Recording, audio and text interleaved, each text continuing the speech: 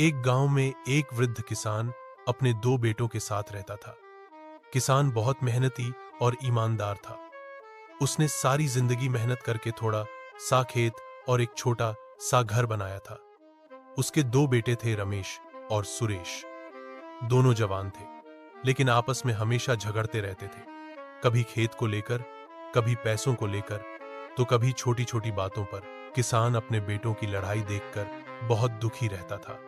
वह हमेशा सोचता कि उसके बाद बेटों का क्या होगा। उसने कई बार उन्हें समझाया कि आपस में मिल जुल कर रहो, लेकिन दोनों पर कोई असर नहीं होता। एक दिन किसान बहुत बीमार पड़ गया।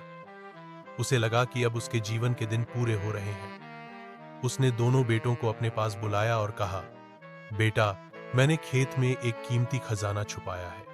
मेरे मरने के बाद तुम दोनों उसे खोज लेना, लेकिन ध्यान रहे, खजाना तभी मिलेगा जब तुम दोनों मिलकर मेहनत करोगे। कुछ दिनों बाद किसान का निधन हो गया। पिता की बात याद करके दोनों भाइयों ने खेत में खजाना खोजने का निश्चय किया। वे मिलकर पूरे खेत की खुदाई करने लगे। उन्होंने दिन रात मेहनत की, पूरा खेत पलट डाला, पर कहीं भी खजाना नहीं मिला। कुछ ही समय बाद बारिश हुई और चूंकि खेत अच्छी तरह से खुद चुका था, वहां खूब अनाज उगाया।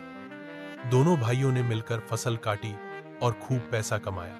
अब उन्हें समझ में आया कि पिता जो कह गए थे, वह खजाना असल में मेहनत और एकता में ही छुपा था। उस दिन के बाद से रमेश और सुरेश ने कभी झगड़ा नहीं किया। वे मिलजुल कर खेती करने लगे और धीरे धीरे बहुत सुखी और समृद्ध किसान बन गए। सीख: एकता और मेहनत से ही सच्चा खजाना पाया जा सकता है।